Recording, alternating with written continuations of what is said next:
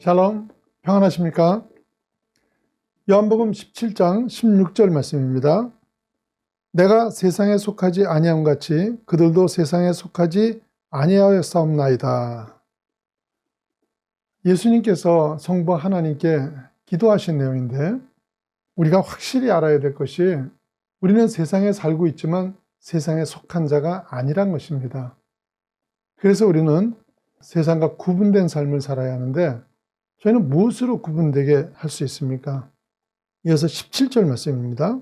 그들을 진리로 거룩하게 하옵소서. 아버지의 말씀은 진리니이다. 그래서 저희는 말씀으로 인해 거룩한 사람이 되어야 한다고 얘기하십니다. 그런데 이 시대 많은 신앙인들이 신앙의 증거를 거룩이 아니라 세상 것으로 나타내려고 합니다. 그래서 정말 호텔같이 화려한 성전을 지어놓고 이걸 자랑하고, 성도들도 예수 믿고 부자 되고 명예나 권세 얻은 것을 자랑하기도 하고 그런 걸 부러워하기도 합니다. 만약에 이런 것들이 예수 잘 믿는 증거라면 열심히 믿고 가난한 사람들은 도대체 뭡니까? 반대로 엉터리로 믿고도 부자로 사는 사람은 또 어떻게 해석을 하겠습니까? 여러분은 목사가 부자이기를 바랍니까? 부자이기보다는 청렴하기를 바라겠죠. 왜 그렇게 생각하십니까? 세상적으로 잘 되는 게 믿음의 증거라면 목사가 가장 부자로 살아야죠. 실제로 그런 시대도 있었습니다. 그래서 바리새인들이나 중세교회는 가난을 잘못 믿은 증거로 생각한 때도 있었어요. 그런데 그 시대가 얼마나 잘못된 시대였습니까? 교회가 만약에 세상 것을 보장하는 곳이라면, 그래서 오는 사람마다 모두 돈이 생기고 병을 고친다 그러면은 오지 말라 그래도 교회 문이 터지게 모여들 겁니다. 그런데 그 모여든 사람들이 어떤 사람들이겠습니까? 누가 제일 앞자리에 앉겠습니까? 욕심이 미어 터지는 사람들이 제일 열심히 기도하고 제일 큰 소리로 찬송할 겁니다. 여러분같이 순한 사람들은 잘못하면 앉을 자리도 없을 거예요. 이게 아니죠. 이렇게 믿는 것은 복음을 믿는 것이 아니고 내 욕심을 믿는 거예요. 그런데 이 시대 세상 사람 보기에 우리가 그렇게 믿고 있는 겁니다. 그들이 보기에 예수 믿는 사람들이 말만 그럴듯하게 하지, 자신들이 추구하는 것과 우리가 추구하는 것, 믿는 사람들이 추구하는 게 아무 다른 것이 없는 거예요. 오히려 사람의 노력과 깨에다가 하나님 능력까지 보태가지고 자기들보다 더 욕심을 부리는 사람들인 것 뿐인 거예요. 그래서 교회가 세상에서 조롱을 받는 겁니다. 물론 그렇다고 해서 예수 믿는 사람 모두 가난하고 힘이 없으란 뜻이 아니죠. 예수를 믿어도 같은 믿음이면은 이왕이면 잘 되고 이왕이면은 고지를 점령하는 것이 사실 낫습니다. 예수님이 낮아지라는 것은 실력입니까? 자세입니까? 실력이 아니죠. 자세죠. 자세는 낮추고 실력은 갖춰야 되는 겁니다. 솔직히 예수님이 발을 씻기시니까 기억될 일이 된 거지, 베드로가 씻겼으면 아무것도 아니지 않겠습니까? 그래서 이왕이면 예수 믿는 사람들이 믿음도 좋고 실력도 있고 명예도 있으면 더 좋습니다. 하지만 예수 믿는다고 다 성공하고 출세하는 건 아닙니다. 안 믿어도 성공하고 출세할 수 있습니다. 예수 믿는 사람이 부자 되나요? 안 믿는 사람이 부자 되나요? 정답은 상관이 없죠. 잘 믿어도 가난할 수 있습니다. 하지만 가난한 사람이 가난에 굴하지 않고 깨끗하게 예수 믿어서 하나님께 영광을 돌린다면 부자가 돌리는 영광에 절대 부족하지 않습니다. 그런데 건강으로도 영광을 돌릴 수 있죠. 하지만 장애로도 많은 영광들을 돌리면서 왔습니다. 이런 식으로 예수를 잘 믿어도 세상의 고지를 뺏길 수도 있고 차지할 수도 있는 겁니다. 그러나 단 한 가지 뺏겨서는 안 되는 고지가 있습니다. 바로 거룩의 고지입니다. 공부 못해서 좋은 회사에 취직 못하고 사업머리가 없어서 돈 못 벌어도 괜찮습니다. 하지만 예수를 믿으면서 믿지 않는 사람들보다 거룩하지 못하면 그건 틀린 겁니다. 그럼 거룩이 무엇일까요? 술, 담배 안 하는 것일까요? 한국 비디오 보지 않고 잘 웃지도 않는 거예요. 여러분요, 조폭 두목이 간이 나빠져가지고 술, 담배 안 할 수 있어요. 그런 사람 보고 거룩하다 그러지 않잖아요. 거룩은요, 하나님의 속성을 얘기하는 거예요. 그러니까 거룩하다는 것은 하나님을 닮은 삶을 산다는 거예요.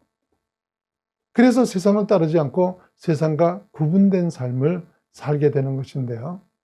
세상과 구분되기 위해서는 꼭 해야 되는 두 가지가 돈에 깨끗해야 되고 말이 정직해야 됩니다. 이 두 가지는 반드시 지켜야 하는 거예요. 오늘은 돈에 대해서 살펴보겠는데요. 이 시대를 사는 사람들의 가장 큰 관심사는 무엇보다 돈입니다. 사람들마다 돈을 많이 벌고 싶어하고 또 많이 벌겠다고 밤낮으로 열심히 뛰어다니죠. 예수 믿는 우리도 이왕이면 돈이 많기를 원하지 않습니까? 그러니까 그건 잘못된 게 아니에요. 육신을 지니고 사는 이상에 우리는 돈과 무관할 수는 없습니다. 하지만 돈이 많든 적든 예수 믿는 사람은 돈에 깨끗한 삶을 살아야 되는 거예요. 벌 때도 탐욕에 매이지 않고 바르게 벌어야 되고, 쓸 때도 돈에 끌려 살지 않는 깔끔한 모습이 보여야 되는 겁니다. 그렇다면 돈에 깔끔하기 위해서는 구체적으로 우리가 어떻게 해야 되겠습니까? 가장 먼저요, 하나님과의 물질 관계가 깨끗해야 합니다. 하나님을 속이는 사람이 어떻게 사람과의 물질 관계가 깨끗하겠습니까? 하나님과 바른 물질 관계의 출발은 모든 물질의 주인이 하나님이신 걸 아는 거예요. 이건 너무나도 당연한 것이 어떤 물질이든 사는 날 동안만 내가 사용하는 것이지 누구도 가지고 갈 사람은 없습니다. 그래서 성경은 우리가 청직이라는 표현을 쓰는 겁니다.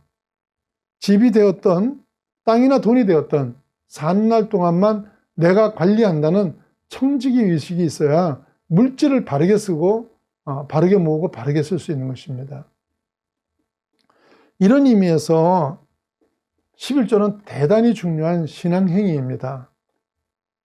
11조를 하면 구원받고 안 하면 구원 못 받습니까? 그건 아닙니다. 여러분, 해와 달과 별의 주인이 누구십니까? 하나님이시죠. 여러분 지갑의 주인은 누구세요? 그것도 하나님이죠. 내 지갑의 주인이 나면 나의 주인은 아직 나인 거예요. 그래서 요한 웨슬러 목사님이 지갑이 회개하기 전까지는 아직 진정한 회개를 한 게 아니라는 그런 유명한 말씀하셨습니다. 11조는 10분의 1만 하나님 것이라는 의미가 아니고 하나님이 모든 물질의 주인이시고 내가 하나님 물질의 청지기임을 고백하는 것이라고 했습니다. 이런 11조 얘기가 나오면 교회가 돈 얘기한다고 깨름칙하게 생각하시는 분들이 있는데, 교회가 헌금 많이 걷자고 그래서 11조를 가르치는 게 아닙니다. 제가 이렇게 강력하게 11조 말씀을 드리는 이유는 하나님과 바른 물질 관계를 가져야지만 물질 문제가 풀리고 물질로부터 자유해지기 때문에 그렇습니다. 하나님과 바른 물질 관계를 가지고 있으면 아무리 힘든 상황을 맞아도 막히는 일이 없다고 말씀하셨습니다. 말라기 3장 10절 말씀입니다. 만군의 여호와가 이르노라, 너희의 온전한 11조를 창고에 들여 나의 집에 양식이 있게 하고 그것으로 나를 시험하여 내가 하늘문을 열고 너희에게 복을 쌓을 것이 없도록 붙지 아니하나 보라. 여러분, 지금요 11조 원리를 모르고 사는 게 얼마나 답답한지 하나님께서 날 좀 시험해 보라고까지 말씀하십니다. 너희들 11조 가지고 나 좀 시험해 봐, 이렇게 얘기하시잖아요. 그래서 하나님은 이 올바른 11조를 통해 축복받기를 원하세요. 그래서 여러분이 축복도 받으시고 물질에 자유로우시기를 바랍니다.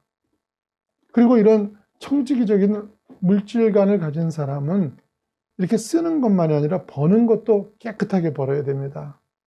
그래서 도박하면 안 됩니다. 그리고 저는 복권 사는 것도 반대합니다. 복권은 하나님이 정하신 물질의 법칙이 아닙니다. 하나님은 정직하게 땀 흘려 얻은 것을 인정하십니다.